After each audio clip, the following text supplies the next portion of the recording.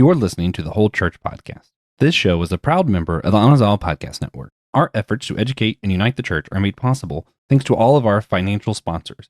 If you too would like to help support our show, you can do so by going to our website and either becoming an official member of the Whole Church Podcast, leaving a one-time tip, or by purchasing a t-shirt to get the word out about our show.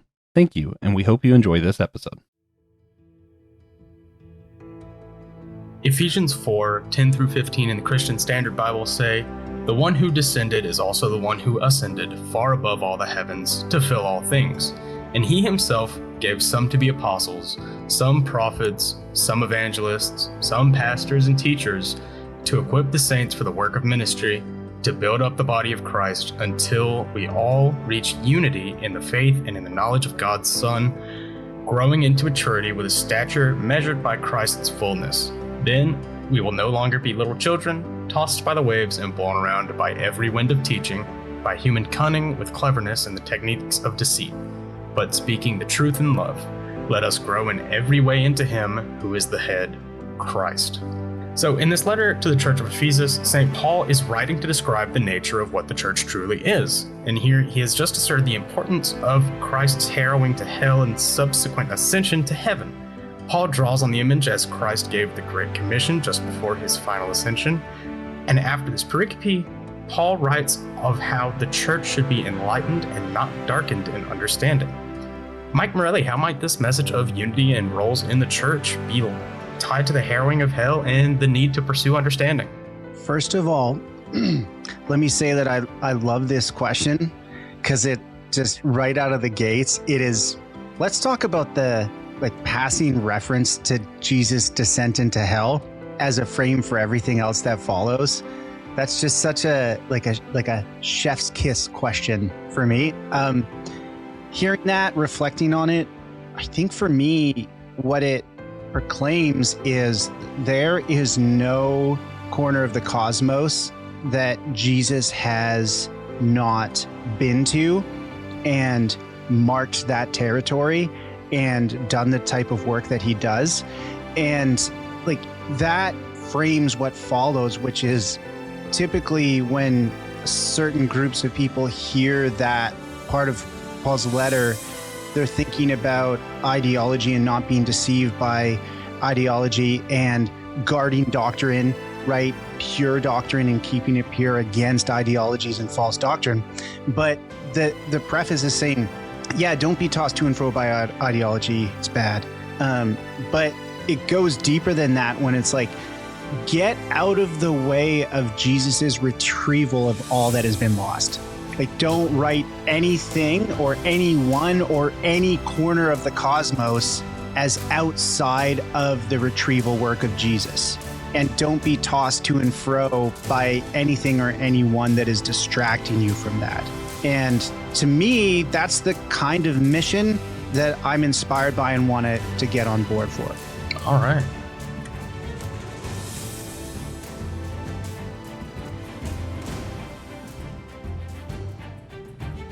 What is up, guys? Today, there's no Josh. It's just me.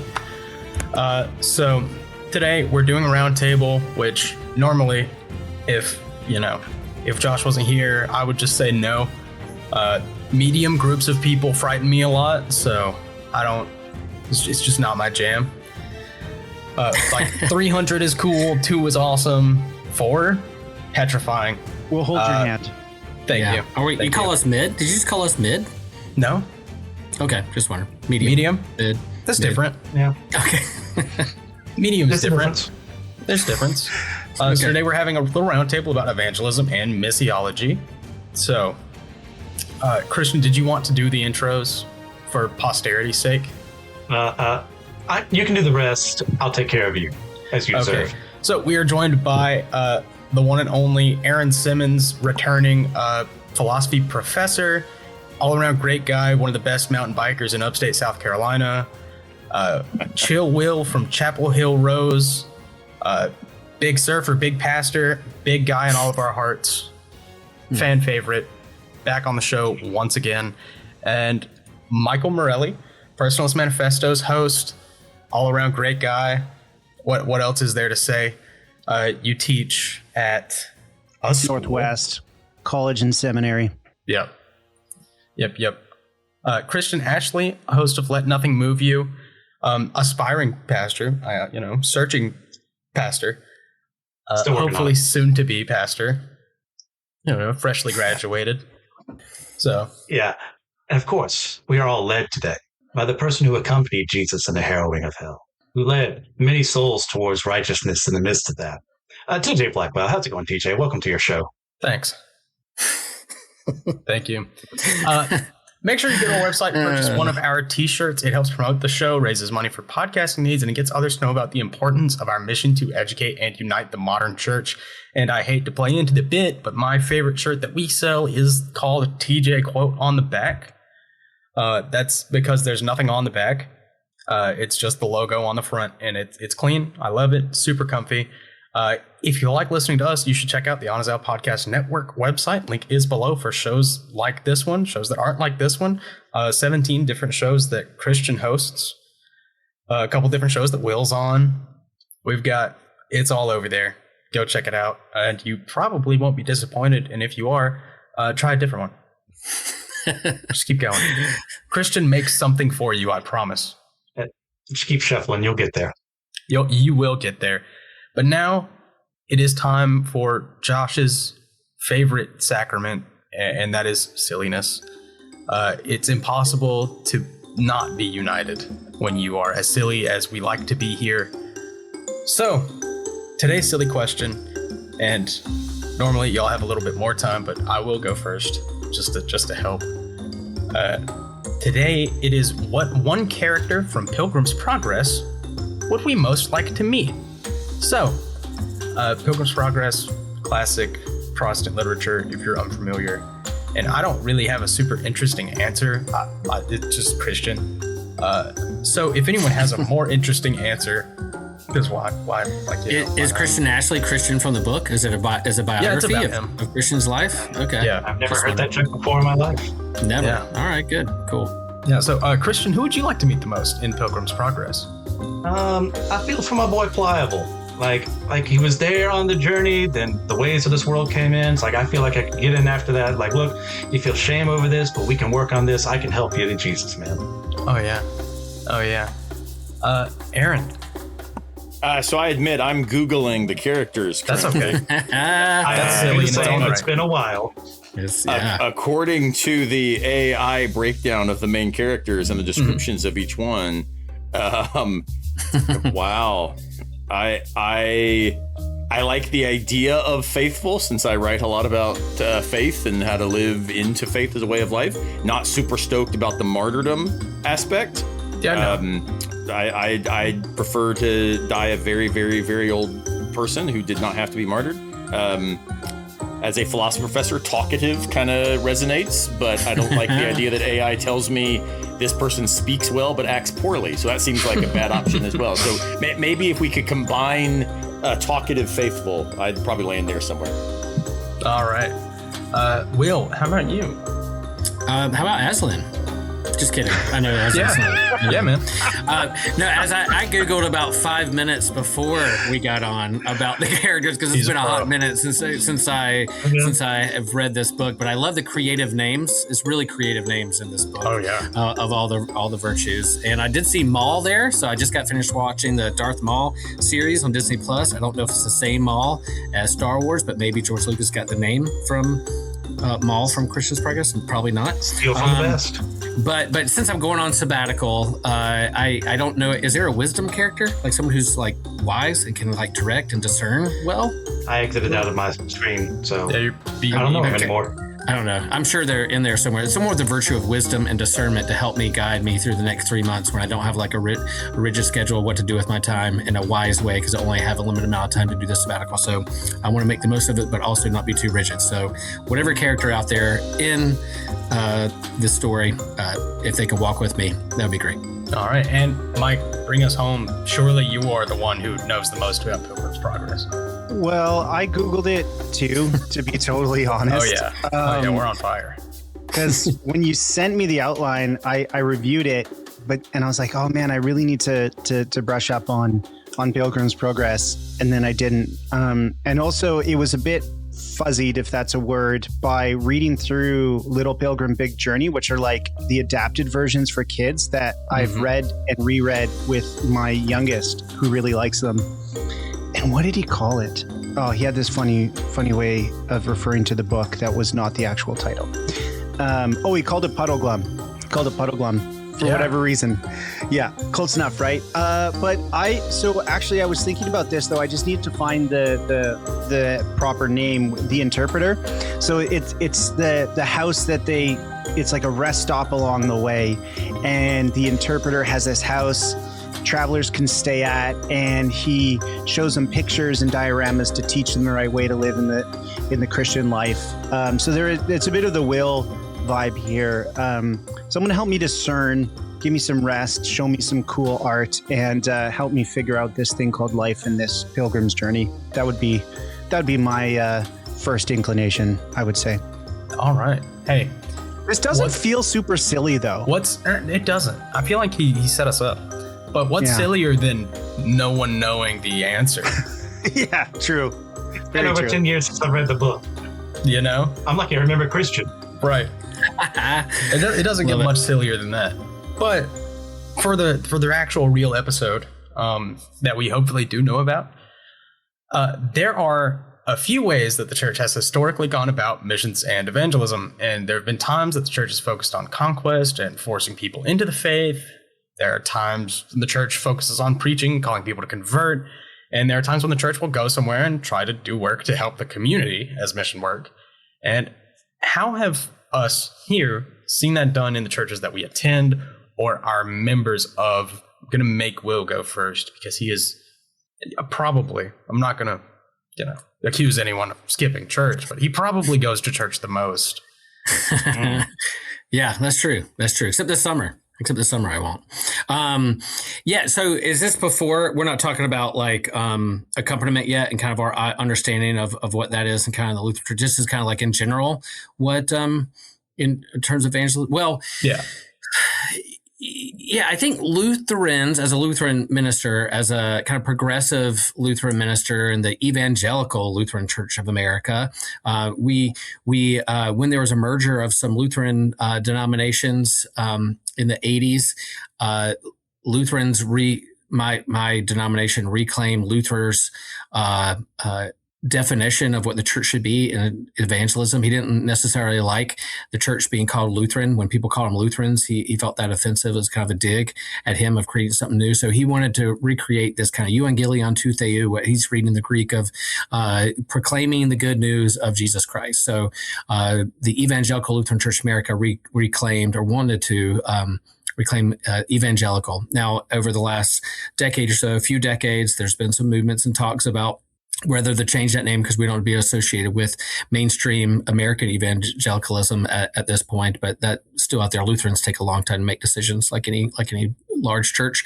But I would say we are definitely a both and denomination, whether we believe we're both saint and sinner. We preach law and grace.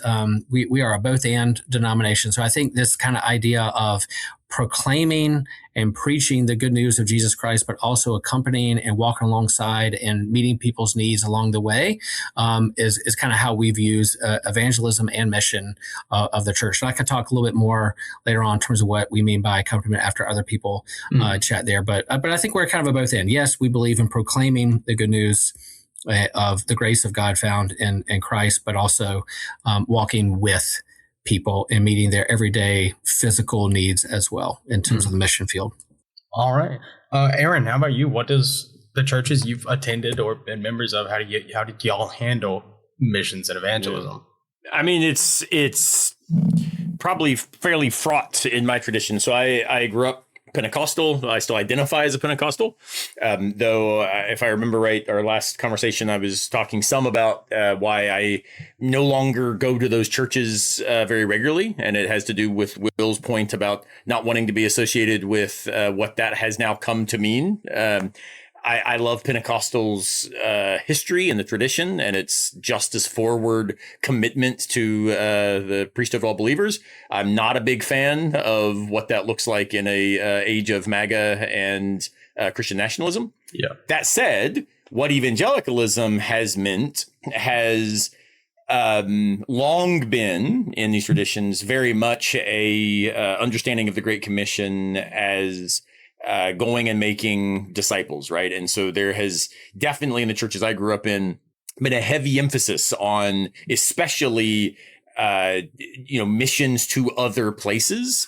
And so you end up with a kind of exoticism of, the far-flung corners of the world that have never heard the gospel that we possess. And so we've got to do this particular thing in order for them not to end up in eternal conscious punishment and, the depths of hell. And so that very much was the sort of culture I grew up in. When I was in college, I remember going with some friends of mine just from the dorm down to the local mall. And I guess it's also when malls were things, but like we'd go to the mall and walk around and just tell people about Jesus. And I was a drummer for a choir in college. And so we would travel all over the country, all over the world. And the whole point was, somebody might meet Jesus through hearing one of our songs, right? So evangelism was very connected to an exclusivist soteriology where we were on the inside, they, whether next door or around the world, were on the outside. And the only way for them to get in was for us to go meet them and invite them in. Now, as a hopeful universalist who's repudiated and rejected that soteriology, I find most of those evangelical models of missions to not only be problematic, but actually to be deeply wedded to an idolatry of a very particular conception of liberal individualism and a very particular conception of American nationalism. And so my relationship to that tradition in which I was raised is now complicated, and hopefully I still witness for the other-oriented God of love that I take to be named by the person of Christ. And I would rather that happen by living a life where justice, mercy, and humility define my existence, rather than propositional assent to a very particular faith statement that reinforces then money coming back into my denomination. So that would probably be the way I would narrate it. Real fast, just to chime in. One, Aaron, man, those are some impressive words strung along and some impressive sentences. So well said. You must teach like with words and stuff. It's pretty good. I'm very impressed. I will also say you sparked understanding of relationship, that it's not just a proclamation and throwing doctrine or Bible verses at people. I think also my denomination and personal view is that evangelism mission is deeply conversational and relational and with mutual trust between people and communities. And so you enter into relationship with people in order to understand them, that understand you, and there's a mutuality of give and receive. So in terms of understanding of mission evangelism, me personally, but also I think my denomination, my church, we start with relationships and conversations rather than I'm just going to do this revival and the whole world's going to be saved because we're saying the right Bible verses in the right order for people. But it's how do you get to know someone, understand where they're coming from, what their deep needs are, what they're longing for before you give Jesus as the answer. How about finding out what their question is first, kind of thing. So I think that's right. I mean, and the only thing I would add to that is anchored in the way I approach argumentation. So argument is also one of those words that we've got to be very careful about in today's society, because it typically just means political theater where I win if I make my opponent look stupid. And I teach my students, and in my work, and especially on my Substack, Philosophy in the Wild, I talk a lot about this, where argumentation is not trying to convince the other person of the correctness of your views. Argumentation is trying to be transformed to the view of the other if their reasons are better than yours, right? That transformation of, look, I have to give good reasons for my views so that I'm not taken in by bad reasons for other people's views. But that commitment is not my supremacy or my winning or my authority. It's about the recognition that no, I'm going into this to be transformed. But that then also means what you bring to the table can't just be anything, right? It's got to be a very particular kind of thing. And so that's where, when it comes to missions, it's not, do you go in with arguments? Well, I hope you got some, but it's much more, are you going in with, humility, hospitality, and gratitude? Are you going in with a commitment to human flourishing and the human dignity of all people, regardless of their epistemic commitments? And so I care far less that, you believe P and Q and R than you live a life that reflects the point of why P, Q, and R are something worth believing in the first place. Right. All right. So if anyone was trying to narrow it down, Aaron was in college at least 7 years ago, back when malls existed. It's been a minute. Yeah. It's a little while. So Mike, for you guys in your churches, what's the missiological stance? So I kind of have it backwards to Aaron's story, where I actually grew up in more Episcopal setting, like mainline liberal Protestant parents and family, and then found my way into the evangelicalism that Aaron described. Not sort of capital E or all caps evangelicalism in some of the ways that Aaron was describing, but definitely evangelicalism, Christian Missionary Alliance within Canada, and then now Baptist tradition, Fellowship Baptist, which is historically and presently conservative. And one of the challenges, but I would also say the benefits and opportunities of being somebody such as myself who has had that journey, is that I occupy this very precarious liminal space where I'm an observer and participant, and not always in support of what I'm observing, and therefore not participating, but observing as a grouch. So, like, to speak in direct terms, like, it has afforded me the awareness that there is no such thing as a perfect tradition and perfect group of people and perfect missiology. There are just people and missiologies, and there are rich layers to those traditions, and then there are aspects that are not so rich. And this is what I constantly say to students within a more conservative evangelical context. If you are going to conserve something, you better make damn sure it's worth conserving and cultivating. This is part of the work of a, ever reforming church, right? Like we say, once reformed, ever reformed.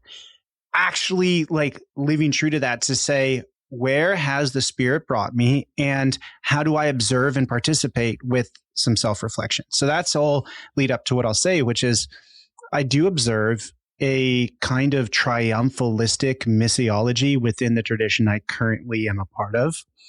So it's like, well, we're the chosen, and we go out and share the good news. Yes, in word, but also in deed. And we do that so that we might see people be saved. And we know people are saved when they can, as Aaron said, sign on to some confessional, propositional truths.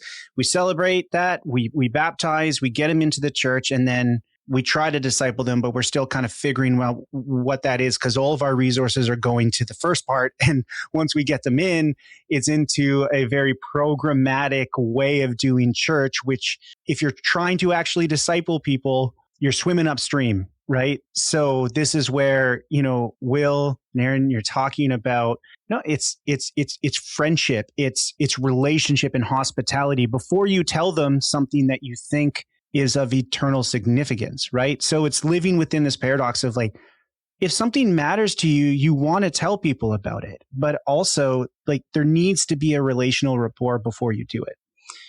But with this triumphalism, I actually think the shadow side of it is it just generates this kind of functional nihilism and better than thou approach to mission, which just, like, cuts off any possibility or it limits the possibility of this type of deeper relationship to form. And so how do we let our love, which we have received from God, lead the way in which we form connections with all manner of people? And along the way, there may be some dialogue, right? This is why I tell people all the time, like, look, if you want to talk, truths and rational, I'm like, I can do that for hours. Let's go sit down and do it. I'm like, I don't know that we should do this yet. Why don't we just hang out before we get into that? I'm like, however, this may be the way that your bread is buttered, and this may be how you make friends. If I get to your heart, or we get to your heart through your head, fine. But don't feel like this needs to be a debate. Like, I just want to be pals before I tell you where I think your soul's going to end up, or where I think my soul's going to end up. So I'll end here. What really fascinates me, being in this liminal space and realizing there's like no perfect approach or tradition, is I was talking to a student just earlier today, and he said this. He said, after a while with church, you go to a place that you expect to feel God and you don't. What is that? And I was like, yeah. And then what is it that after a while you go to places you don't expect to feel God and you do?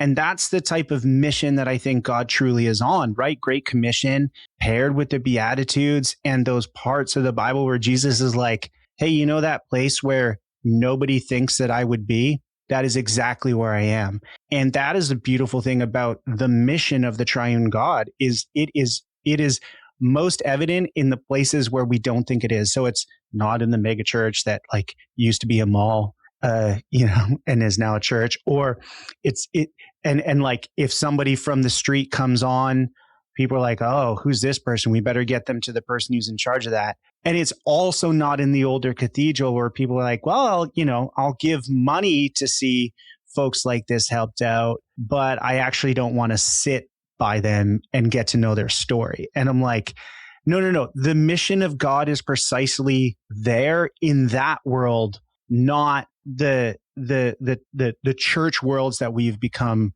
accustomed to. And kind of we think in some cases, yeah, like we've got it right and they don't, or God's here and not there. Right. Let me chime in real fast. Look, just because you sparked an idea, or a word, I think trust in the relationship. So we enter into this building trust and mutuality and friendship. I think when it becomes agenda based or stats based or bait and switch, sometimes people sniff that out. But in terms of how I think about evangelism and mission today, I'm thinking of relationship, but also how do I build trust with this other person and mutuality. And so that's something that you sparked in that conversation. I thought was really well said. Thanks. Yeah, he's a smart guy. People pick that up. It's like that weird phenomenon. I think people will and it's at that unconscious level, but it's kind of like, I'm Canadian, so I gotta like bring it up at some point. It's like when I go to like the southern states, you're like, man, people are so nice here. But I also get the sense that like if I just prod here or poke there, I might get shot.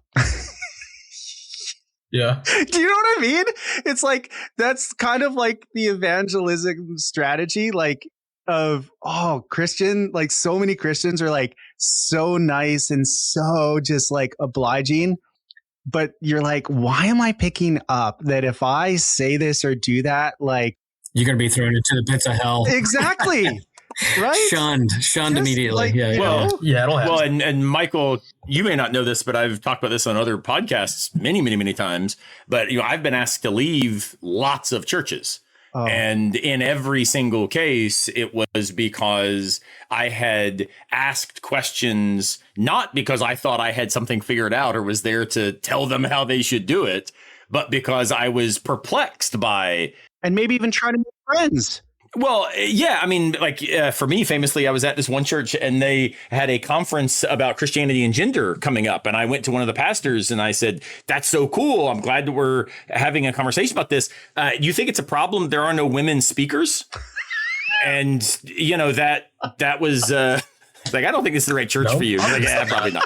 So that like if you scratch under the surface, yes, there's a lot of it's what I call a hermeneutics of silence. Yes. Where instead of a hermeneutics of suspicion, where we are now just like walking around trying to tear down and be critical and aware, which I engage in a lot as a philosopher, I think largely white evangelical American churches tend to be operative on a hermeneutics of suspicion, where as long as you fit a very narrow box that does not require us to interrogate our assumptions, it could be a hermeneutics of silence.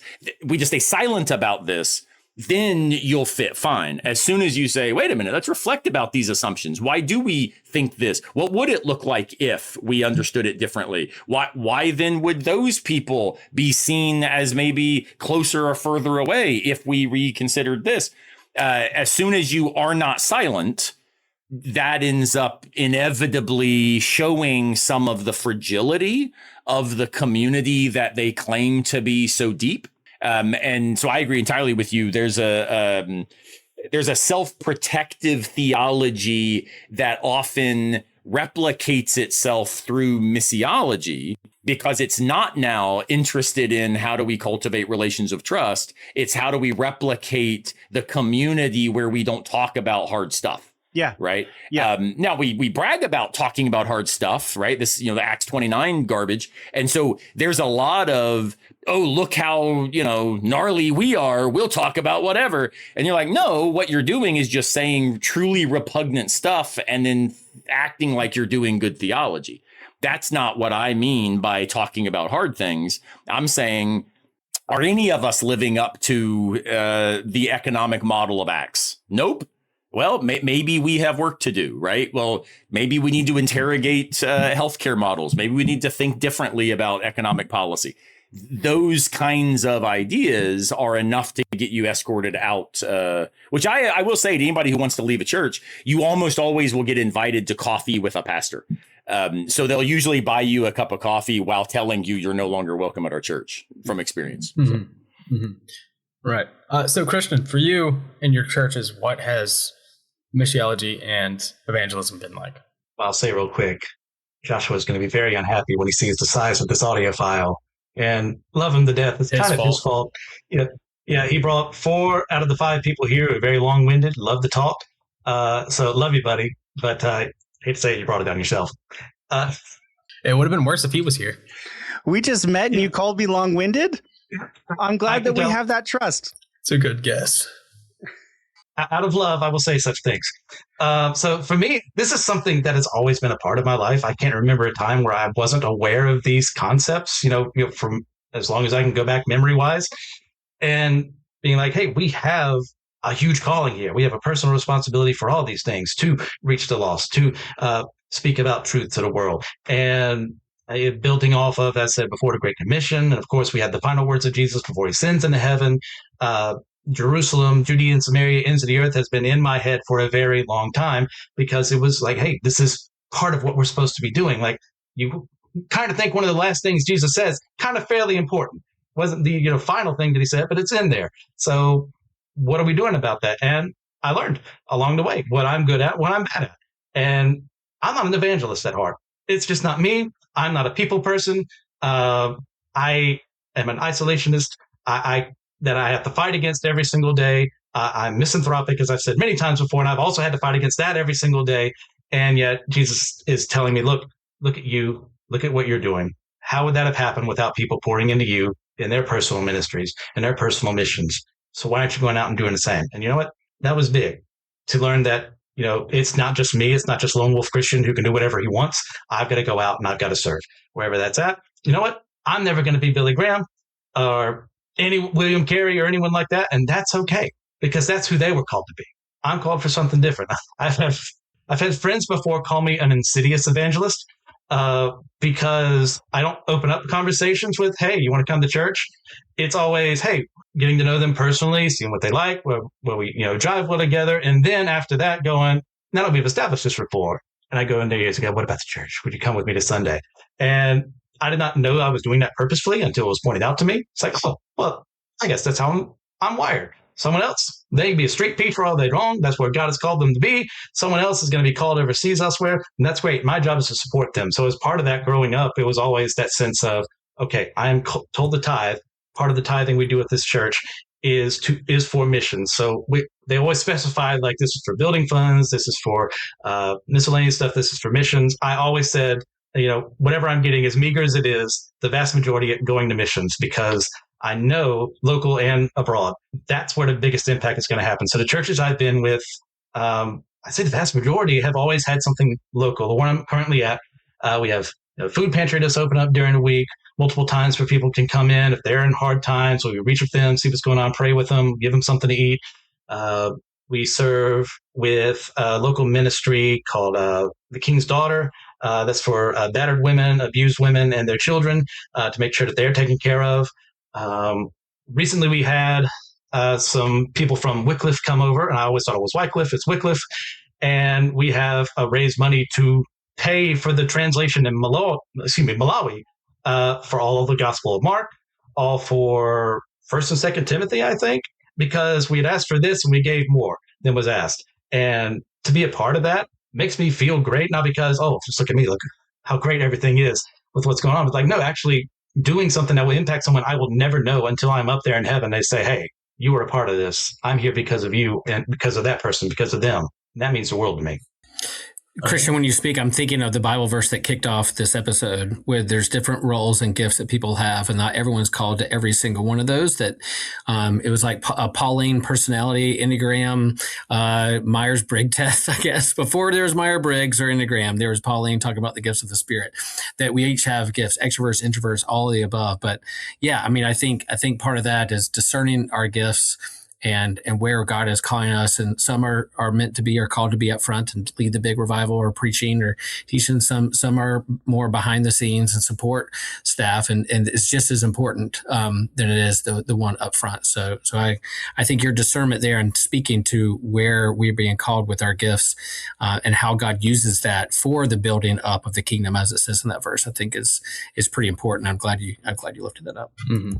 And I'm glad we brought up spiritual gifts again, because one of the previous times that Aaron Simmons was in a roundtable discussion, we discussed the fruits of the Spirit and whether or not they are available to those outside of Christianity. So, Aaron, you said something like thinking about it as knowing a good fishing hole and wanting to share, which is unrealistic, that you found a good fishing hole with others. So how might that metaphor or that way of thinking impact how we think about missions and evangelism?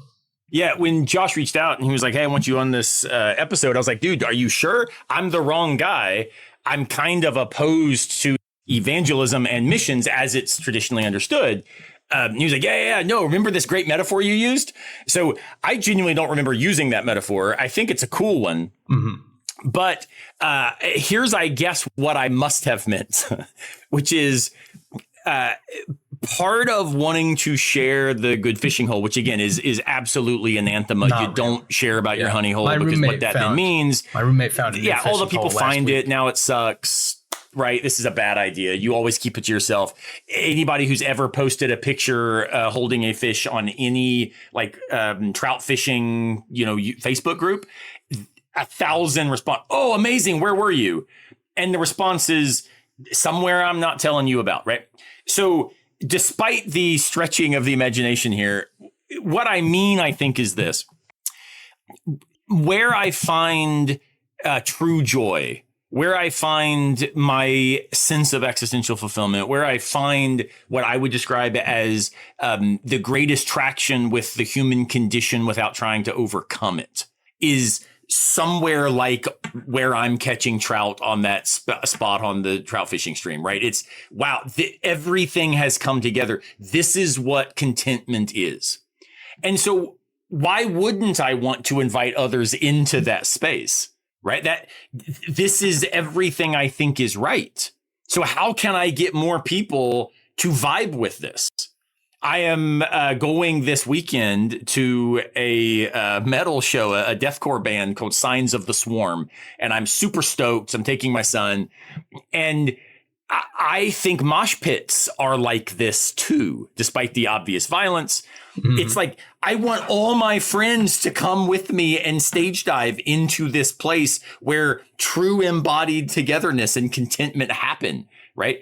So that idea is, if I were to give the best version of evangelism that I could, it's, I want everybody to know about the thing that is worth all of my investment, that is worthy of my time. I want everybody to be as stoked about this thing that actually gets me excited, right? Yeah. And in that sense, yeah, why wouldn't I want to tell people about a God of love who stands with the widow, the orphan, the stranger, who tells us that all the divine wants is justice, mercy, and humility, right? Like, I would do that every single day if I could.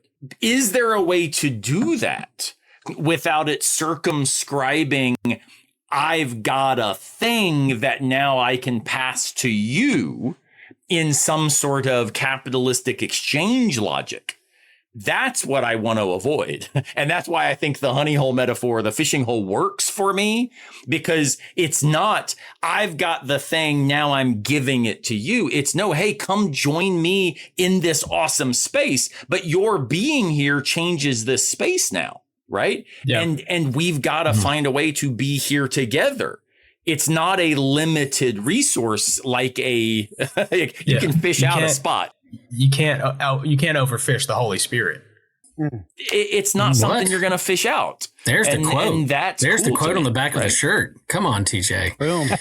Look at you. See, we're holding your hand. Well done. And we have led you to the front of the ship. And we are holding you from behind, and you are flying right now, TJ. I finally get my rose Even moment. if the ship's going Here down. we go. Yeah. Here we go. You're the king of the world. It's a good moment to bring in the accompaniment aspect that It is the perfect moment. yeah, and so the ELCA Lutheran brand of Lutheranism over the years, in terms of how we understand mission evangelism, has used the word accompaniment. And so it is like, let me come along with you and learn from you that this space has been changed. Our relationship has changed. This open and relational aspect, hymenism that's happened with our relationship, opens up possibilities to understand the Spirit more, the gifts of the Spirit, how I see Jesus, how you see Jesus. And so our students in our campus ministry, we have an organization with the ELCA called Young Adults in Global Mission. And it's basically a gap year, young adults who have finished college or looking for jobs or thinking out what's next in their lives. They're sent overseas into another country to do a year of missions, and it's called Young Adult in Global Mission. And it has an accompaniment model in a sense that our new campus pastor, Pastor Katie, after she graduated from UNC, went over to Madagascar for an entire year to learn from them, to help teach school and to teach English and to experience and share what Lutheranism is from her perspective, but also to learn from them what they have going on from there. So it's this mutuality of learning. We had another student last year who went to Cambodia for a year. She grew up in North Carolina, super nervous, wanted to go to like England or Mexico, but got Cambodia. She was like, what's going on? Did not want to go, but she stuck to it and went, and it changed her life, because not only did they experienced her, but she experienced them. So you walk alongside you, and what she learned is like, oh, they're experiencing God in new ways that are changing me, that I can then bring back when I come back to North Carolina and share that with my church, with the people that I work with the people I'm in a relationship that she's forever changed by. So accompaniment is a word that us ELCA Lutherans lean into pretty hard when it comes to evangelism and mission. Yes, we have some good news to proclaim. Yeah, how we understand grace and salvation and the sacraments and how we do worship and those kinds of things. And yet we know that God's at work in the world in ways that we need to learn from as well. So, yeah. Yeah. So Will is going to run short on time here shortly. I run short on time every day, because I run short on everything every day, because I'm not very tall, if that wasn't clear. One thing that we like to do, and we like to do it, it's called our roundtable roundup. So I've got 4 questions. I'm going to read them all out, and then everybody's going to choose one. I have to go to, you choose one of the questions, answer. No one is allowed to respond or ask follow-ups until after the roundup is complete. If we feel like it, we can all pick the same question. If not, do what you want. Answer the question that you want. I'm going to read them all out, and then when I ask for your answer and your question. I'll reread it for you. Everybody clear? Good. So, question A today is, how important is our doctrine of hell to our stance on evangelism? Such as, if we believe in universalism, will that impact our felt need to try to convert others? Or if we believe in eternal conscious torment, does that create a greater urgency to call for converts? Question B is, should we consider which method produces the best results, or do we only look to biblical and historical models to see how its missiology should be done with no regard to what seems most effective? Question C is, if a church group is preaching the word and truth, but are not actively trying to help the needs of the community they go to, is that a meaningless mission? Is that faith without works? Question D is there a meaningful difference in contextualization in mission work and in synchronization? How is contextualizing the gospel different from blending our religion in with other beliefs? So, I will go first, give everyone a little bit more time to think about the question they want to ask and answer. So I'm going to go for A, which is, how important is our doctrine of hell to our stance on evangelism, universalism, eternal conscious torment?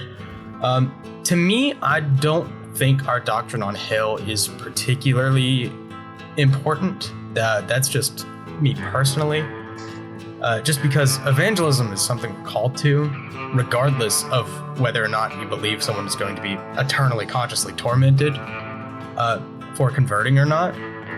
I still want them. I still want to evangelize. Still want them to convert. It doesn't matter if I think they're gonna, suffer forever if they don't, because that's what I want. But I'm a weird guy, so there's that. Okay, so Will, what question would you like to answer for us today? Yeah, I'm gonna kind of cheat a little bit. I'm tempted to go with A, but I'm gonna go with B. I think A, in terms of hell, it's not very important. I think it is an important conversation to have around salvation in terms of how we understand hell or separation from God and those things. But when it's used as like a weapon or spiritual terrorism or as a threat, that being used as evangelism to scare people into joining your insider group is disturbing and I think problematic. But B, when it talks about like the method or procedure, I don't think you can use a formula. I'm not like a Romans Road kind of guy. For me, I think before we give Jesus as the answer to people, we need to understand what their questions are first and get to know them and what they're doing. So I don't want to assume Jesus is the answer for whatever problem or what they're wrestling with or whatever is going on. I really want to walk alongside, accompany them to understand, have a mutual understanding of trust and friendship before I start giving Jesus as the answer for things. I believe in Jesus. I believe Jesus is the answer to many, many questions. And yet, I think if we're just going to boil it down, now there are methods and that work for folks, and there's books written on how to evangelize. But I think before we kind of plug in a math equation or a formula to some kind of evangelism that's going to get us 100 new members or grow the kingdom of God, I think we have to sit with people and walk with people and understand where they're coming from first before we plug in a formula or equation. I hope that makes sense. But so, Mike Morelli, what question are you feeling like answering for us today? Well, big surprise. I kind of feel like answering all of them, but I'll go with D because it hasn't been chosen yet. But I also find this question to be very interesting and generative for thought for myself, but also with students, because I like to ask them, what is the difference between contextualization and syncretism? And a lot of people within the type of context that I teach and worship would say, well, the essentials are the essentials, and then you contextualize them for people. And syncretism is when you compromise on those essentials in order to reach people. But then, it's sort of like you water down the truth, or you adapt the truth to the point where it's no longer recognizable. And then I ask the follow-up question, what are the essentials? And this is where implicit or explicit syncretism starts to appear, because often where I am, this is framed through deeply, deeply rooted logics of colonialism, which tells us that the gospel can't be in a place until someone brings it to somebody else. And those people don't know God or don't know Jesus or don't know the gospel or don't, right? Until a particular chosen group of people bring it to them and tell them the right words and give them the right concepts and give them right practices. And then maybe they can get it. And of course, and if those people bringing the truth aren't careful, then it'll be syncretism and we'll all end up in eternal conscious torment. Like, I say that kind of like in jest, but it's actually kind of part of the deeply rooted logics. And so this is where I say, well, if the world is the Lord's and the fullness thereof, can we imagine a God big enough to already be there when we show up wherever we are? Can we imagine that the person in the place that we haven't been to before might already be attuned to the presence and work of the divine and liturgically, spiritually, religiously engage with that in a way that might be more essential than the essentials that we think we have? Like, is that so preposterous? And to me, the answer is no, it's not so preposterous. And this is where I got to go with Luther, right? His theology of the word. Like, the word is not just words. It is a word that creates things out of nothing. It is the word that becomes concrete, and it is embedded in the cosmos. Like, you can't get away from it. So it's like we're telling people about a good fishing hole, but then we meet something as we're walking back and we bump into somebody who's like, you think you got a good fishing spot? Come check this out. Am I curious enough to be like, show me what you got? This could be either amazing or it could be okay, or it could really suck, but I'm going to go on the journey because I'm going to assume that I might be pleasantly surprised. Like, that to me is the posture of the mission of God that I see reflected in the Bible. And to me, it's just like, not only is that, like, I think a more fruitful way to think about mission, it's just so much more interesting than telling everybody you're doing it wrong. Because then I get to learn some stuff and I'm being formed as other people are being formed. And I'm like, I'm pretty sure that this is what we see happening in God's mission from Genesis to Revelation. So everybody just needs to, like, not think that their version is the only non-syncretistic or contextualized one. Right. All right. Christian Ashley, what question would you like to answer?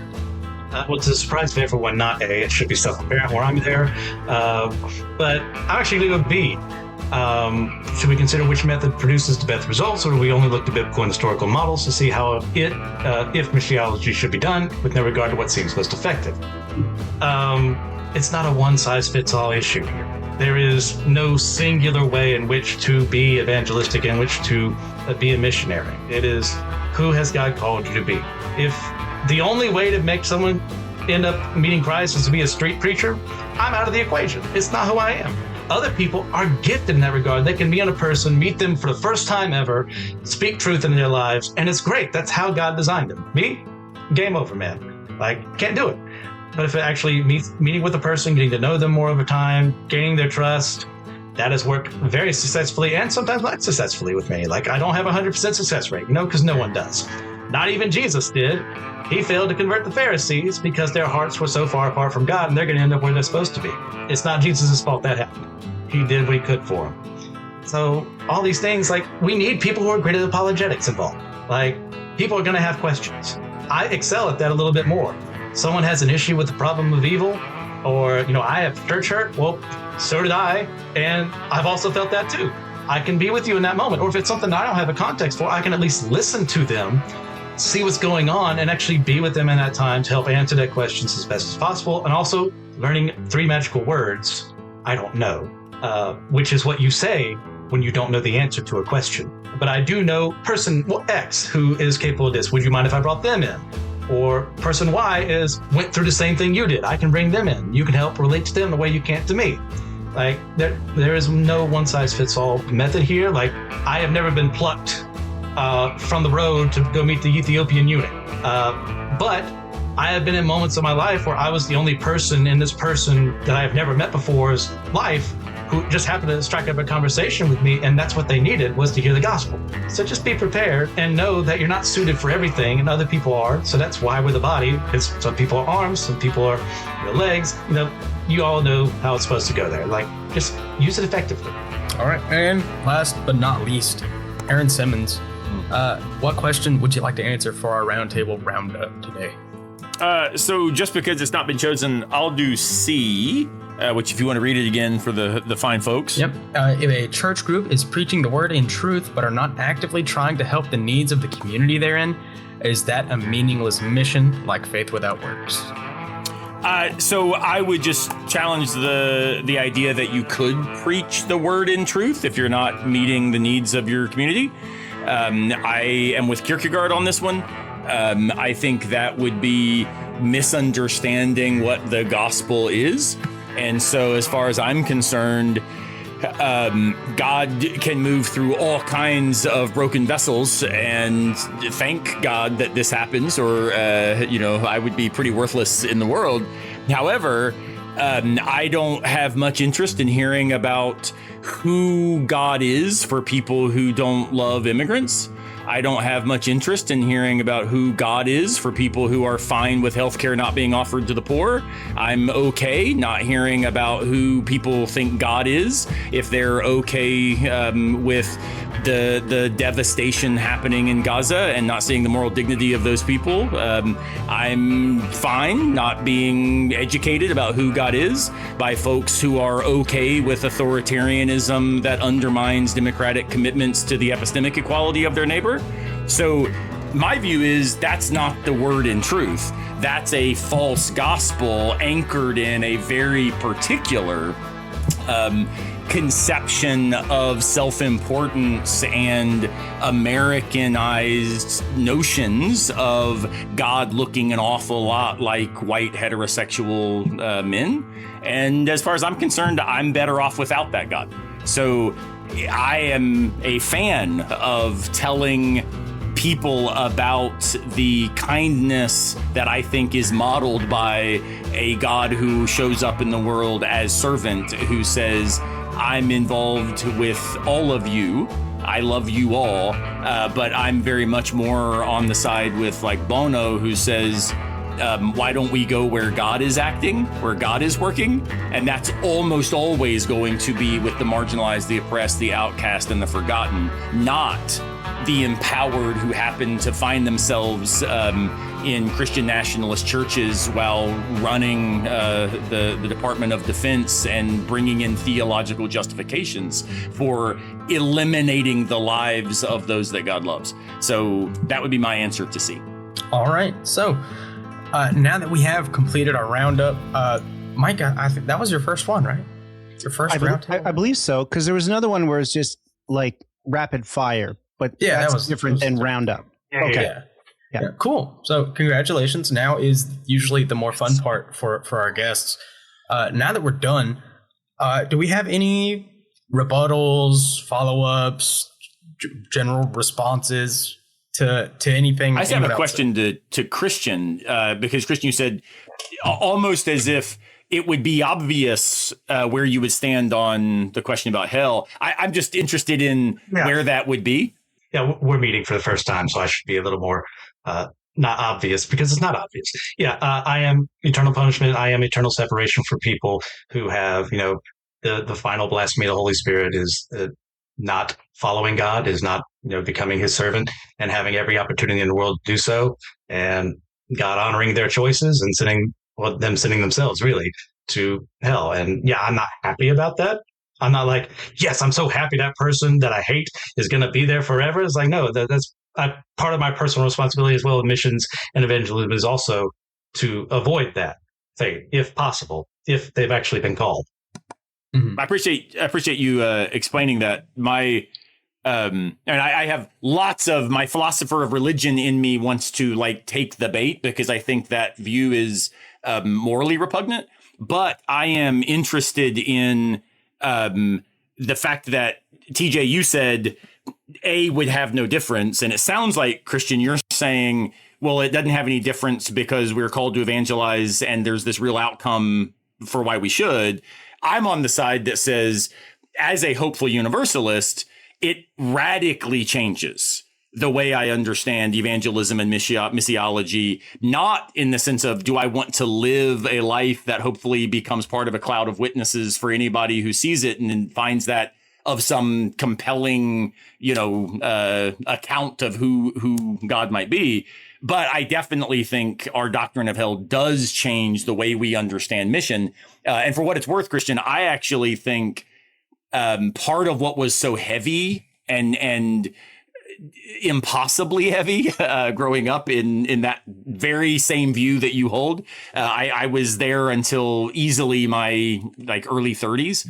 But part of the change was also I just couldn't bear the weight of the responsibility that something I would say might be the only occasion that would have created for that person that opportunity to avoid that eternal punishment. And so this sheer sense of, oh, dear God, have I been the reason that person didn't know who Jesus was? And eventually that also became unsustainable. So I appreciate the clarification. That's helpful. Yeah, it is interesting. when That's why it's fun when a bunch of people choose the same answer, the same question to answer.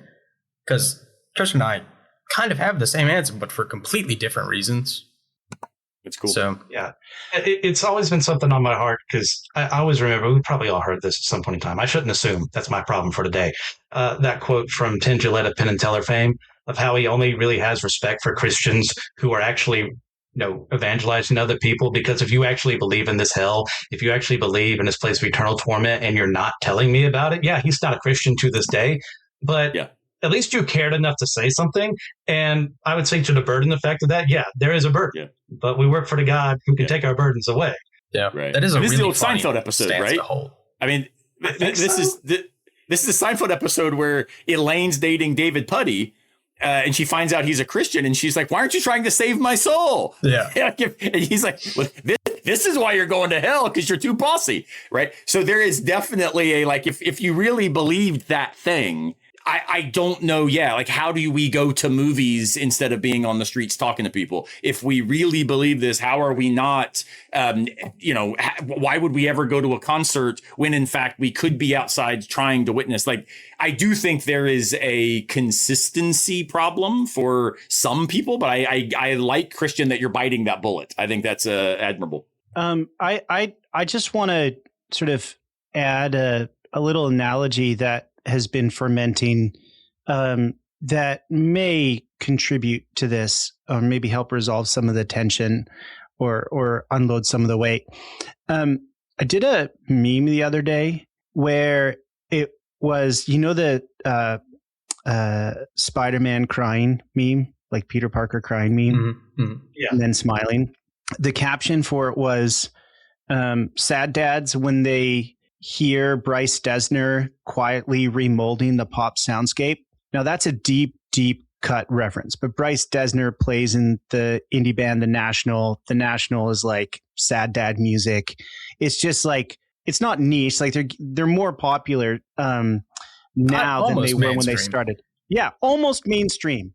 But ever since Bryce Dessner produced Taylor Swift's Folklore album, other pop musicians like Mumford & Sons, he did their new album, and Noah Kahan's new album, he's been producing. And so here's the analogy. Bryce Dessner needs the pop stars, and the pop stars need Bryce Dessner, right? And they need different things. So Bryce Dessner needs perseverance, being a musician, struggling to make it and making genuinely good music that doesn't just fit within the 3.5 minute radio play stuff. He needs perseverance to continue doing that art and hopefully get noticed by people whose tastes go beyond just the reductive framework, right? And Taylor Swift and Marcus Mumford and Noah Kahan need Bryce Dessner, but they need to be receptive to the artistic impulses of somebody who isn't limited by this framework. And both need discernment and a willingness to be uncomfortable and grow together, right? It's we need each other. And this is the sort of unity piece of for me, my impulse with pop music, and then people are like, man, I shouldn't go to a movie. I should be out on the street. Like that just triggers me at such a deep level, right? But I actually need people like that to make me less misanthropic and actually get me to just not like clothe my apathy in theology, like theological reasons for not telling people that this thing matters, because I'm really good at doing that. But actually having a little bit of a spring in my like step to be like, hey, I'm going to tell you now. I'm not going to wait anymore. And also like those people need me who's like, let's go see a freaking movie. Let's just go. And actually we might meet people along the way there and wonderful things for God's mission could happen. But even if it doesn't, do we have faith that that simple like decision to rest and enjoy together might also mean something within the greater arc of God's redemptive purposes for the cosmos? And the answer is yes. So we need each other, and for one, it's more perseverance, and for others, it's more receptivity. But we all need to be willing to be uncomfortable. And I think that's beautiful, Christian, like the self-awareness of like, I don't like being around people and I'm not a street preacher. And this is where like Bonhoeffer said in Life Together, those who can't be alone should figure out how to be at home in a crowd. And those should figure out how to be alone. And those who are like, are always in a crowd need to figure out how to be alone. Like we all got some reconfiguring to do, because whether you call it accompaniment or discipleship, you cannot be a follower of Jesus if you're comfortable. It's just like, and North American Christianity in general, right, left, or center, is like so accustomed to comfort. We freak out when we're uncomfortable. And sometimes they're like, oh no, you should listen to that discomfort. This person is bad. This situation is bad. Get out. But there is a type of discomfort that is fruitful. It's the Spirit working in you and other people. And that is the type of growth that we all are called to, whether we're introverts, extroverts, or the weird middle ground where you like being around people, but you also don't sometimes. So I don't know. Right. That's just been bubbling around and I need to get it out. Right. And that's why we do it, you know? I will say real quick to Aaron, thank you for calling me out on making assumptions, because my stupid brain sometimes says, oh, well, you formulated all these things together. Obviously, everyone thinks the same way you do. And that is something over time I've had to kill in myself. So I appreciate you being willing to do that, because you don't know me. we're meeting right here and now. Yeah. And also Mike as well, taking the whole long-winded thing and like in grace, knowing how it was intended versus how it could have been taken. Yeah. I love how you just keep calling me long-winded. I called all of us except TJ long-winded. It's true. No, I just appreciate the trust that we have. Yeah. I got invited the other day by my current pastor, who I'm a big fan of, and she said, hey, I heard you on the Homebrewed series that Tripp and I did together, where we did democracy and tension. So it was all about sort of what happens to democracy in light of where we find ourselves. And she said, look, we're doing this series this summer, one of the small groups, about Christianity and democracy. Would you be willing to like do a panel with me at the very end? The two of us will kind of have a conversation for the group about democracy and Christianity. And I was like, oh, I'd be honored. That sounds fantastic. I'd love it. And then she like pulls me aside and says, but Aaron, now you're going to have to bring it down a few levels.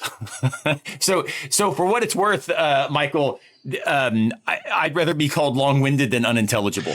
So yeah. I get called both. Yeah. So No, I do that too, and I think this is part of it. Like that's the risk for any of us. Like in any setting, whether it's evangelistic with people who don't identify as Christian, and even with our own, is just realizing like, you're all getting 100% me, but there are some settings where I'm like, they can only handle 60%, and even that's a stretch.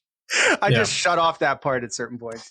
Yeah. But I am glad because we're kind of dancing around it, like the assumptions of like the just perception of Christianity in America today, and that's part of what makes this conversation challenging for us as Americans.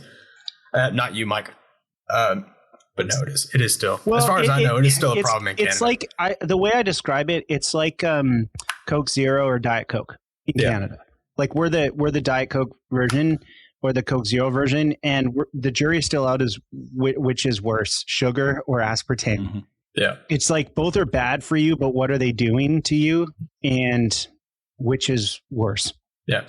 But for us, there are just so many assumptions about how a Christian votes and who a Christian hates and how a Christian judges other people. That's really hard for me, Josh, probably some of you, to align ourselves with and kind of be a little uncomfortable with the Christian label and how so many, huge public figures with that label behave. And it's kind of dissuasive to us to invite others into the fold out of fear that that is their perception. Me personally tend to have a lot of success because everyone I talk to ends up being some kind of little freak about it. And they're like, no, you don't want to talk about the Bible with me. And I was like, actually, I would love to. And then I get to hear whatever they believe. It's always crazy. Batting like 1,000 for that. I don't know how. Yeah. But that's kind of where we struggle with our evangelism perspective. Josh and I align on that. But do you all feel that this kind of observation should change how we go about evangelism? Like, should we show off what kind of Christian we are before having these conversations with people? Do we need to wear like a big shirt that says Universalist? Or should we maybe just be extra specific and just, pick and choose who we're inviting to shape our denominations? You got to know your audience, and you've got to know how to present yourself. And you got to know when you say the word Christian, that has baggage with it, and that's not your fault. So even though it's not your fault, you still have extra work to do, extra hurdles you have to jump over. And if you don't prepare to jump over those hurdles beforehand, you're going to be less successful. And success doesn't always guarantee conversion. Success is planting a seed sometimes. Success is getting someone to think a different way. And success can also be conversion. You know what? That's great. But if we're going for numbers, like I can count on one hand the amount of people that I brought to faith. And you know what? That's less people than zero. Wait, sorry, mathematics. Did I do that correctly? No. Sorry. Switch it around. Whatever makes sense perfectly. The idea being like, be with them. Know who they are. Give them your attention. When they say, I don't like the church because the church is full of hypocrites, there's a story there. When you say, I don't like the church because they hate X group, but there's a story there. Well, how is the church actually supposed to function? You need to know the answer to this. Like, you don't have to be the perfect apologist. There's no such person to begin with. But know enough going in to where you have less work for yourself. And you can actually get to the real questions that they're actually asking without asking them. So, yeah, know who you are. Know what you're skilled at. Maybe bring someone else along with you who's skilled at things you're not good at. That'd be great. And if you can't, that's what it is. But also know they're going to have a perception that you're going to have to work around and actually, not work around, but also work with them to actually get them to see the truth. Mm-hmm. And that's going to take work and time and conviction. Yeah. So, I mean, I'd resonate with that. The know your audience is the first thing second thing that I teach all of my writing students. First thing is trust your voice. So if you don't trust yourself, no one else will. Like you've got to think you have something worth hearing. But then the second thing is you've got to know to whom you're speaking. And so I think knowing your audience is really, really, really potent and powerful. And for what it's worth, part of why I appreciate podcasts like this and so many in the kind of God Pod universe, with whom lots of us are affiliated, is I think influencer culture in general has, and Jubilee events and stuff where all of thinking about deep, complicated topics should happen really fast and in language that is basically at a 7th grade level, rather than saying, no, if you want to think about hard stuff, get good so you can think about hard stuff. And that might mean that you're hearing a lot of conversations you can't track with all of it. And it's not always their responsibility to make sure you can, 7th grader. This is a high school class or this is a college course. So being able to recognize sometimes it's not the speaker's fault that you don't have the background to understand what's going on, and that we should still encourage each other to be able to remain in those spaces and, develop depth and skill sets that allow us to kind of ever get more nuanced in our appreciation of things that are very complicated.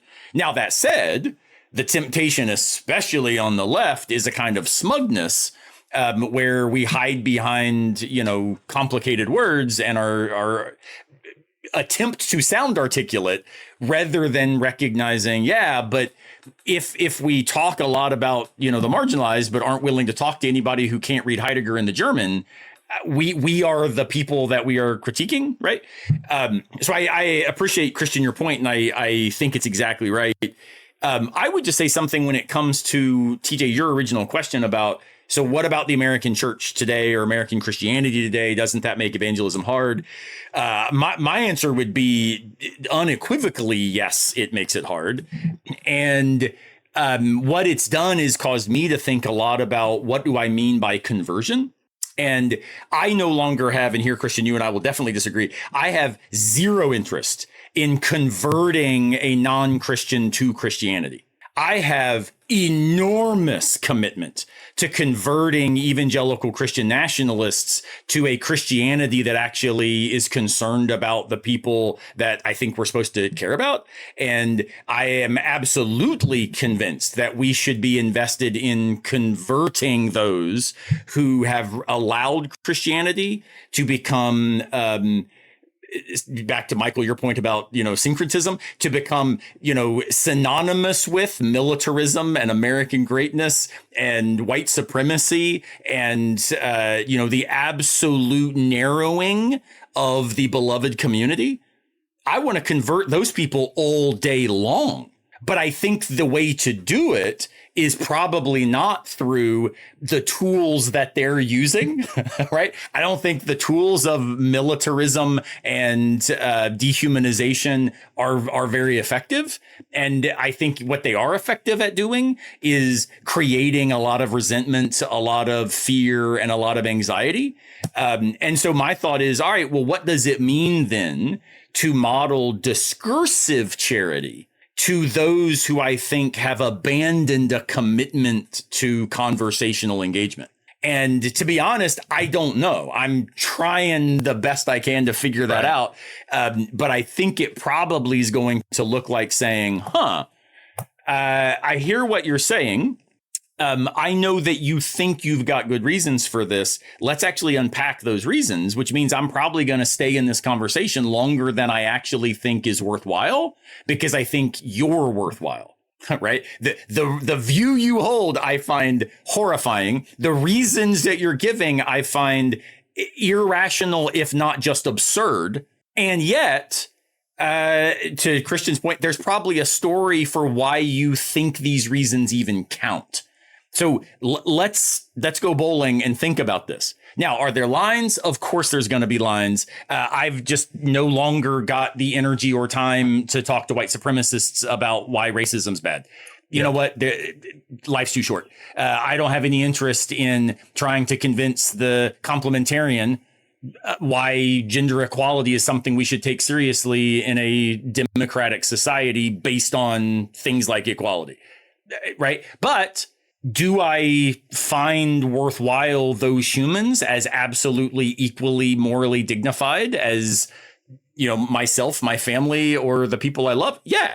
That moral equality doesn't get threatened by the views that I think are threatening to the identity that I want to hold. I want to be publicly Christian. That's harder when so many Christians are public in ways that make me want nothing to do with them. And so, I find this very challenging in today's world. Yeah. And I guess another way, or to kind of flip the question, Christian, if you knew you could have like a 100% conversion rate, but every one of those people converted to Catholicism, would you still do it?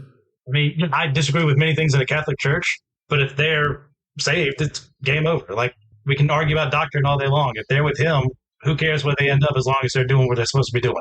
If God wanted them in that church, they don't have to be in my church. They're where he wants them. Right. One of the things that I'm just thinking about while I listen to you talk, Aaron, I listened to parts of that series that you were talking about, and I may not get the story exactly right, but I remember you telling that story about you camping and there was a guy near you who had like a MAGA Yeah, flag. the Trump supporter. And I Yeah, can't remember man, what that it guy. was that brought you together, but he was kind to you. So there was initial like roll up. He was kind. Yeah, like roll up, Yep. get the flag out. You know, you're like, oh man, I got to camp next to this dude. Right? I was ready to deal with this guy, and yeah, we were camping. He throws out this huge MAGA flag.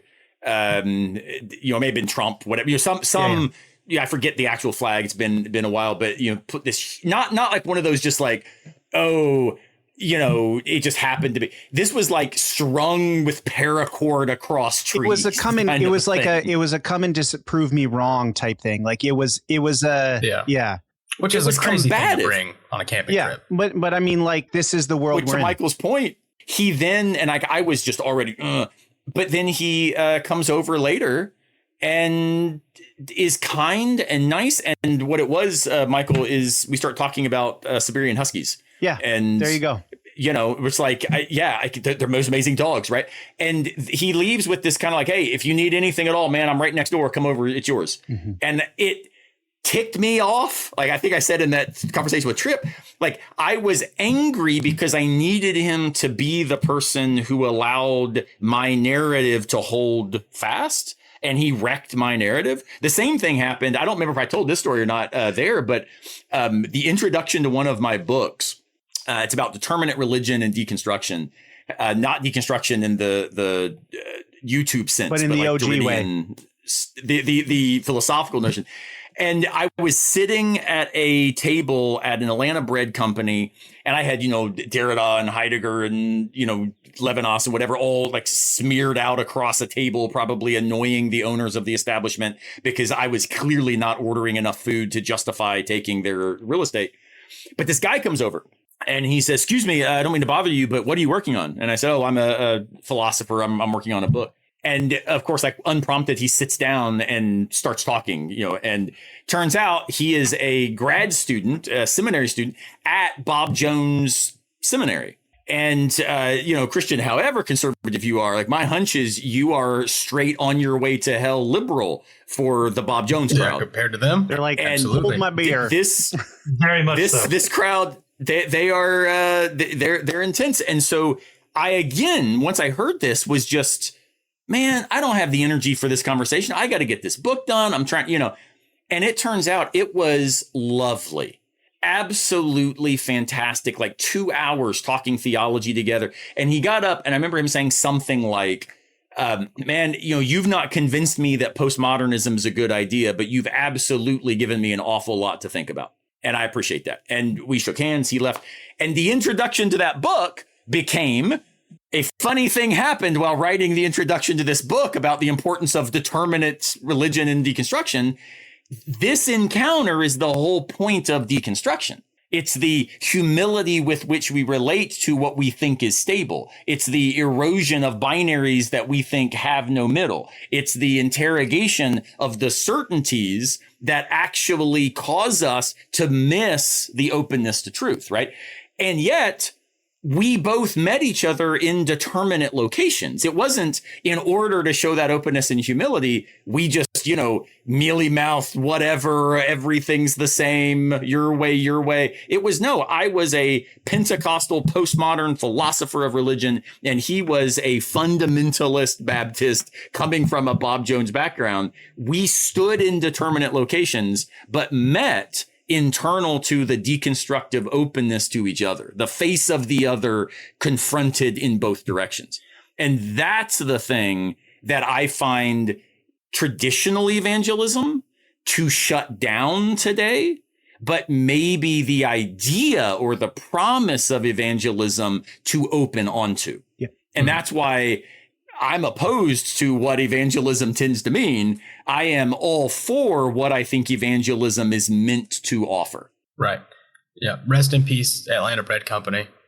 The one near us closed. Yeah. Right across the street Can from I where just you work, man. Yeah. Say it's an egg sub grill now. I find it interesting that all of that happened at a table in a place that makes and provides people with bread. Because this is my, like, one of my only moves, even when I teach political theology. Feed your enemy. receive a meal from your enemy, love your enemy, listen, not respond, feed him again, right? Vengeance is mine, says the Lord. And in loving them and feeding them and giving the thirsty person like water to drink, you heap burning coals on their head, and not in a like, oh, one day you're going to really get yours. But there's something powerful that happens in the act of something as simple as eating together or bonding over Siberian Huskies. Like in this story, neither you nor the mega guy are Jesus. The Siberian Husky is. The Siberian Husky is the mediator. Right? It's the buffer that reminds us that we're all human, and some of us believe in stupid things and do stupid things, ourselves included, right. But we're still invited to the table. The only precondition is that you just admit that you do and say stupid things sometimes. And sit at the table, and Jesus will feed us bread, and together we will discover our commonalities, our differences, and we'll figure out how to get along in this really messy world together, not apart. That's the mission of God, but that's also the miraculous mission of God, which is precisely the territory of the early church of like, here's a great idea for my draft picks, a zealot and a tax collector who will become roommates in mission. You're like, what the hell? One guy wants to literally murder the other guy, like not metaphorically, but like you guys are going to like pick who's on top or bottom bunk. Like what? But this is the miraculous way in which something simple as inviting an enemy into your home. But like, this is why it's so sad that it's not even like neighbors who don't really know each other not eating together, but this stuff literally breaks families apart. And I do think that there's a sharp edge to it where Jesus is like, hey, don't think that I came here for all of us to like roast marshmallows around the fire and sing Kumbaya. Like there is a divisiveness that the word creates, but it's one of a particular kind where it's like, look, you can sit at the table, but if you're being an asshole or threatening people, you have to leave, right? And that's the red line. But everything else, you're like, as long as you're open to the conversation, as long as you want to sit down and eat bread, as long as you're willing to be surprised and change your mind and journey with people who aren't like you, come have a seat, right? It's all, and I actually think that the fruit of that is political transformation, social transformation, cultural transformation, religious transformation. But like, if we try to get to the end, that end, and we forget about the means, then we're not going to get to that end. We can't programmatize that. It just is. Don't try and force it to produce that fruit. It will if you just are faithful to it. I think that's right. Well said. All right. So we're gonna start wrapping it up. And one thing that we always like to do before we start wrapping it up is to ask our guests to provide one practical action for our listeners to do that could engender church unity. So I might make you all do it, but I'm going to start with Christian. What is one practical action that our listeners can do today to engender church unity? If you're serious about evangelism and missionary work, don't see people as numbers. See them as the people that God made them. Like, people can tell after a certain point of time with them, whether you're seriously caring about them or you're just like, they're the next one on my list. And that's a terrible way to end things. Like, actually be with them. Right. Anyone else feel strongly about that answer? I think it's pretty good. I think that's a great answer. I would just add to it. In my Pentecostal churches, of course, we co-sign, right? And so it's the amen to the claim that's been said. Here's my version of co-signing your point, Christian, is I think far too many, and here I'm going to stereotype, but I think it's with some reason behind it. I think far too many people who are right now attending very large churches in America, especially in non-denominational spaces in particular, think that the real mission field is people at churches that aren't theirs. And I think that's freaking disastrous for church unity, but it's also unbelievably idolatrous when it comes to the idea of the mystery and blessed unknowing that should also be part of a life lived in light of a God who is bigger than you. So anytime you stick on your t-shirt, New Spring, that says, I heart my shirt, and you wear this as not a statement about the divine that overflows human conception, but about your church having figured that divine out. Like, I'm sorry, I think you're harming the Christian community, not helping it. Yeah. And so more and more and more, I see what evangelism tends to look like in the spaces that I find myself in. It's Christians from really big churches trying to convince their friends at the small church down the road that they don't go to the right one. And this also is connected, though, back to the idea of our doctrine. I think this does connect to a very narrow conception of certainty about doctrine rather than humility about a God who invites us beyond such narrowness. So, yeah, that's my version of saying yes to amen to Christian. Yeah. So you're saying, like, when you actually attain membership at a church, it should include a non-compete clause? That's I think that sounds exactly right. Not an NDA, non-compete. Yeah, non-compete. Yeah, it's just bonkers to me. I mean, and the amount of I've never been asked to leave a small church. Let me put it that way. Interesting. And every church I've been asked to leave was, if not a legitimate mega church, they were certainly on their way that direction. I've never been asked to leave a church that was associated with a discrete denomination. Right.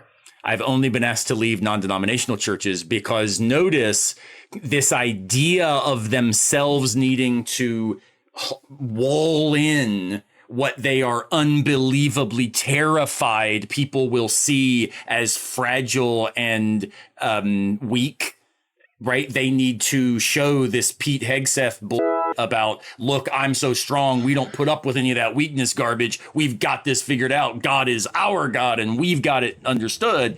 And unfortunately, that, I think, plays out far too often internal to then the way that they are training, especially their youth, to then actualize evangelism when it comes to college campuses, when it comes to going to the mission field of the inner city or whatever it is. It ends up being, we're the ones who've got God on our side. And I always go back to the philosopher Paul Woodruff, who in his book on reverence, he calls it the virtue most needed in today's society. He says, anytime you claim God is on your side, you have called down a tremendous sense of your own supremacy. And he says, reverence as a virtue demands that you never claim God is on your side, but you seek to do your best to be aligned with what virtue would expect of anyone. And it seems to me that that's also really, really good advice. So there's my encouragement. Everyone should go read Reverence by Paul Woodruff. It's accessible, it's engaging, it's fantastic. I teach it in my intro to philosophy classes. There's my practical step. All right. So, Mike Morelli, if everyone listening does both of these things, read Paul Woodruff, and we perform our evangelistic aftercare like Christian suggested, what changes in the world and the church at large? Yeah, we'll start seeing people as people and not as numbers or as, the latest Marvel superhero who only cries a little bit or shows a little bit of fragility on the way to overcoming that and solving problems by dominating the villain, right? Because everybody, like that church you described, the non-denom build the walls bunker mentality, where build the walls around our fragility and uncertainty. You're like, it's almost as if the Bible didn't tell us that we're made out of soil with the breath of God and we come from dirt and we go to dirt. It's beautiful dirt, it's enlivened dirt, but it's still dirt. And so, yeah, I think that's huge. And I would just add, along the way eat with people and get to the point where you can show that fragility. And as my one colleague and friend Jeff says, the metaphor of baking with your kids is a good one here for mission or ministry, right? Parents don't bake with their kids because it's more effective. If anything, it's more ineffective, right? Like when I want to cook my meal or bake something, and my kids are like, "Can I help?" I'm like, "No, you will mess this up, right?" Like, but when I say yes, it's not for like the final product of the meal. It's because I want to bond with my child and do something together, right? And my colleague Jeff uses this as a metaphor for ministry and mission. And in case it's not obvious, we are the children and God is the parent baking. Right? We're actually messing it up. Most. Constantly. What's that? Well, and it's funny though, right, Michael? Yeah. We end up with these are the churches singing, the Newsboys, God's Not Dead, He's Surely Alive, roaring like a lion, right? And yet they've created institutions that basically are tributes to a like teenage version Nietzsche. Yeah. I mean, it's like the Ubermensch as conquering your foe, which is not Nietzsche. It's actually the worst reading of his corpus that one could offer.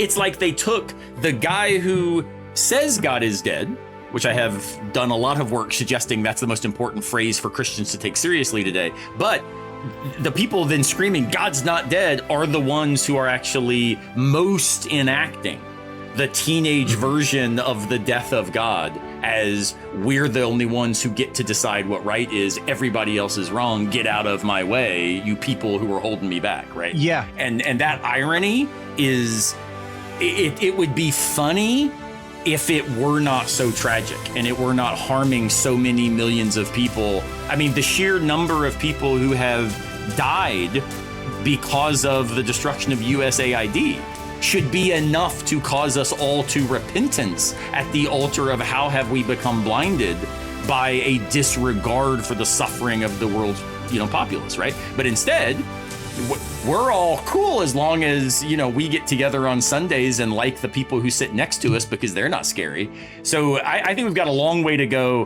But I appreciate what all of you have been offering as ways forward, because I think that this conversation models what I think is possible. And tragically, it's between, at this point, 4, though it was 5, white dudes. But I do think that it's important, Michael's especially Italian. for even a bunch of white guys to think about. Italians are some of the least how do we white do people, it right, different, TJ? right? Yeah. Yeah. So, yeah. Yeah. Very good stuff. I hear what you're saying, Aaron, though, on that point. And if anything, let this just be a witness to the world that it's possible for a bunch of pretty educated white male Christians to talk in these ways, that the miraculous is possible. Yeah. That's right. Right. Miracles happen. Miracles. So, before we get into the outro, we do like to do our God moment, where we'll ask everyone to share a moment they saw God recently in their life, whether it be a blessing, moment of challenge, moment of worship, whatever it may be. I always make Josh go first, so moment of silence for Josh. And mine is going to be about him. I'll go first. Josh, I don't know how public he wants to be about it, but we all know he's going through some familial troubles right now, great tragedy. So my heart goes out to him, and I hope that everyone hearing this is able to forgive him for not being here. Mostly that, but also that know that God is with him and will be forever, hopefully. So, to each their own on that stance. But Christian, do you have a God moment for us? As always, I'm going to cheat and give 2. Yep. At the very least. Yep. My first one is, this hasn't been released yet as far as podcast form. You can go on the Systematic Ecology YouTube page for Friday Night Frights. Joe and I just did an episode on psychokinesis and other things like that. And it wasn't a regularly scheduled one. He kind of came to me about it, and I could tell without actually hearing his voice, and we were just texting, this is something personal to him. And so he led it. It was a great time. We disagreed on a lot of things because that's who we are. But Love Joe. at the end of near the end of the session, he starts getting a little more into his past and like why he cares so much about this, the personal experiences that he's had. And I got to be a part of that and be with him. And when he's opening up to me and people he's never going to meet, And I was just happy to be there with him in the midst of that, because that means he feels safe with me. And that is something I strive to be around people. So that was one. Then two, later this week, I'm heading up to Chicago to help my brother and niece move. So that means I get to see my niece. She's almost turning 3 very soon. And that girl's the light of my world. So Malin, I'll be there in a little bit. Which is crazy. I remember when she was born. Right? It was nuts. I'm getting old. Not as old as you ever. Because that's how that works. But I'm getting there. So, Aaron, do you have a God moment for us this week? Yeah, because Christian got 2. I'll give you 2 real quick as well. First, I screwed up my knee pretty badly about a month ago at I was in the pit for an MXPX show. And so my knee has not worked right ever since. And so I've not been able to be on the mountain bike, which those of you who do know me know that is sort of the source of my emotional and mental and spiritual health, not only my physical health. So today was the first day that I rode a bike without being in pain for 5 weeks. And it wasn't great, but it wasn't awful. And I will take that. And so thank God for that. And the second one is my son.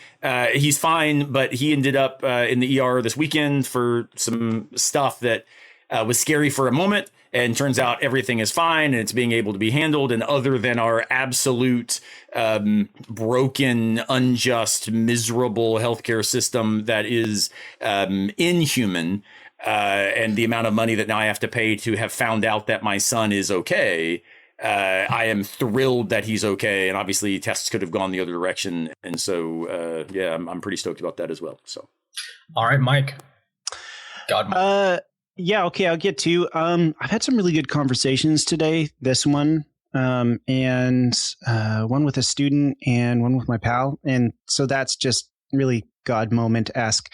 But this one takes the cake. I walk my kids to school every day, and we get there, and my youngest son, 6 years old, just drops his new Ninja Turtles backpack, which he's so pumped about. Licks both hands, rubs them together, and says, "Dad, watch me on the monkey bars," and runs to the monkey bars and just goes and does his thing. And then he's like rubbing his hands on the poles to like make sure that they're like sticky for the monkey bars. And I just was like, oh, to be 6 again, living your best life, unaware of how unsanitary that is, because all you are concerned about is like, those monkey bars are not going to climb themselves. Let's get those hands all nice and saucy. I was just, so that was a God moment for me. Yeah. I think it's insane, by the way, if none of you have tried recently, or because most people don't, how hard monkey bars are as an adult. Oh, yeah. I know that this is a common joke, but like I sleep wrong. And I'm like, Aaron, it's not even like I went to a show and was in the pit. It's like I slept wrong and now I can't do any of the things. Yeah, the doctor told me my this whole week. body hurts. Yeah. Yes, the doctor told me this week. He's like, you're now at the age where more and more and more injuries. When they ask, now, how did this happen? Tell me what occurred. You'll be like, I don't know. So yeah, I'm at the I don't know injury stage. Yeah, don't sneeze, you might fall apart. Yeah. But seriously, that's great. Like I'm not a big guy. But you got big legs. But you know, I'm not a small guy. I'm not a tall guy, but I'm kind of wide. So like, just get up there and start. Man, it's crazy. Kids are insane. So if you liked this episode, great. If you didn't, great. Let us know why. Please consider sharing it with a friend. Share with your enemies. Share with a cousin, especially your cousins. Somebody share with Josh's cousins. He won't be here to do it this time. Go to our website, purchase one of our t-shirts to promote our show, help us raise money for podcasting needs, help us let others know about the importance of our mission here to educate and unite the modern church. It's super helpful. There are cheaper ways to support us, like, comment, subscribe, but money's cool. That's a personal opinion, not required in the slightest. As always, my favorite is the very minimalist TJ quote on the back shirt. Just got the simple whole church logo on the front and on one of the sleeves. I like it a lot. check out all of the other shows in the Honest Out Podcast Network on the website, in the show notes, for more thoughtful Christian podcasts. Christian, why don't you name some of those for us? Yeah, got Bible After Hours, got Kung Fu Pizza Party, My Seminary Life, about a billion shows that I do. All you need to look at, and you'll see them. A lot of good work being done by people. A lot of good work. The Homily, Page and Pixel, tons of stuff over there to check out. Tons of really fun, engaging things to listen to. But we do hope you enjoyed it. Coming up, we'll be having a couple of authors on to discuss their books. We've got some schedule issues. We're figuring things out still, but author is confirmed. Just kind of the order of which is hard. We're going to have a week or two off to prepare for an upcoming series on the behind the scenes of the church. Whether it's how sermons are prepared, how liturgy gets decided, how seminary functions, Christian. Maybe, who knows, how pews are made. We're gonna get dirty. We're gonna do how it's made for churches, basically. We just aren't as charismatic as Mike Rowe. We're gonna try. Dirty chops. Well, same thing. But at the end of season 1, Francis Chan will, of course, be on the show. Maybe. One day. Who knows?